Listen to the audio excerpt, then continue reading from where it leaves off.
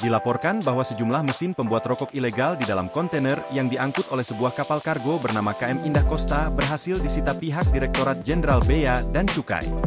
Kami berhasil menangkap kiriman kontainer dari Tanjung Pinang yang terdiri dari 2 kontainer berisi balpres dan 1 kontainer berisi mesin rokok yang terdiri dari 4 unit. Kata Direktur Jenderal Bea dan Cukai Jaka Budi Utama, di Jakarta, hari Kamis, 11 Desember 2025,